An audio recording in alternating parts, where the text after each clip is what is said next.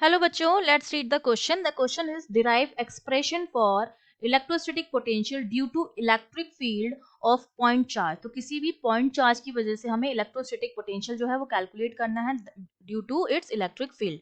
तो देखो, इस क्वेश्चन को करने के लिए हमारा जो की कॉन्सेप्ट रहेगा उसमें हम जानते हैं कि जो मेरा इलेक्ट्रिक फील्ड होता है that is minus D upon D R. ठीक है, जहां पर वी हमारा क्या होता है, पोटेंशियल होता है, और आर जो होती है डिस्टेंस होती है.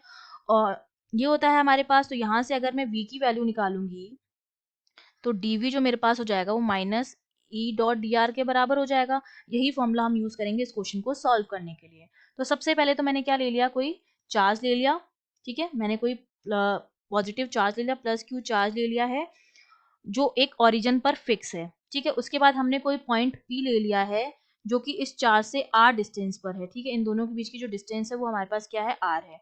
और पोटेंशियल के फॉर्मूले वैसे भी हम जानते हैं कि किसी भी पॉइंट चार्ज को इनफाइनाइट से किसी पॉइंट तक लाने के लिए, इनफाइनाइट से जब किसी पॉइंट तक लेकर आते हैं तो जो डिफरेंस होता है वो हमारा क्या, जो वर्क डन करना पड़ता है हमारे पास, वो हमारे पास कितना आता है, क्यू डेल्टा वी के बराबर आता है, या इसको क्यू वी के बराबर लिख सकते हैं. तो वी जो मेरा आता है वो कितना आता है, डब्ल्यू अपॉन क्यू के बराबर आता है. मतलब किसी भी पॉइंट चार्ज को इलेक्ट्रिक फील्ड में, इनफाइनाइट से इलेक्ट्रिक फील्ड के किसी पॉइंट पर लाने के लिए जो वर्क डन होता है वो हमारा क्या होता है, पोटेंशियल होता है.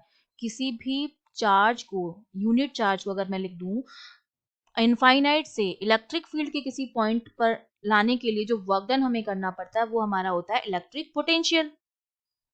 ठीक है, तो ये कोई पॉइंट पी जो है वो इलेक्ट्रिक फील्ड में है, और इस प्लस क्यू चार्ज को एक और चार्ज है जिसको हम इनफाइनाइट से जो है वो यहाँ तक लेकर आ रहे हैं. ठीक है, और यहाँ पर ये इलेक्ट्रिक फील्ड किसकी वजह से, इस प्लस क्यू चार्ज की वजह से. ये हमारे पास कोई क्यू चार्ज है जिसको हम इनफाइनाइट से इलेक्ट्रिक फील्ड में लेकर आएंगे. ठीक है, तो जो इलेक्ट्रिक पोटेंशियल होगा पॉइंट पी पर वो हमारा कितना होगा, v इक्वल्स टू, क्योंकि dv हम क्या कर देंगे, इसका इंटीग्रेशन कर देंगे. अगर हम दोनों तरफ इंटीग्रेशन करते हैं तो dv का तो v हो जाएगा, विच इज इक्वल्स टू, ये हम इनफाइनाइट से p पॉइंट पर लेकर आ रहे हैं जो कि r डिस्टेंस पर है, तो इनफाइनाइट से r minus E dot D R. ये भी आपकी वेक्टर क्वांटिटी, ये भी वेक्टर क्वांटिटी है. तो ये आपका बेसिकली क्या हो जाएगा, अगर माइनस साइन को मैं बाहर ले लूँ तो इनफाइनाइट से R E dot D R बन जाएगा. और हम जानते हैं कि जो इलेक्ट्रिक फील्ड होता है किसी भी पॉजिटिव पॉइंट चार्ज की वजह से वो हमारा कितना होता है, ई इक्वल्स टू के क्यू अपॉन आर स्क्वायर होता है. ठीक है, जहां पर के जो होता है कांस्टेंट होता है जिसकी वैल्यू 1/4 पाई एप्सिलॉन नॉट होती है.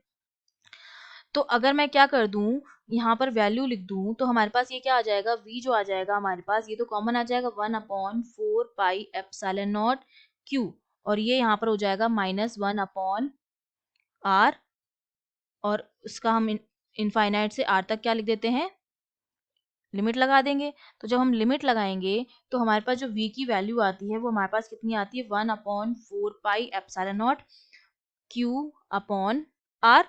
तो जो इलेक्ट्रिक पोटेंशियल आया है किसी भी पॉइंट चार्ज की वजह से किसी डिस्टेंस आर पर, वो मेरे पास कितना आया है, 1/4 pi epsilon naught Q upon r. तो ये हमारा क्या हो जाएगा, आंसर हो जाएगा. I hope you understood well. All the best.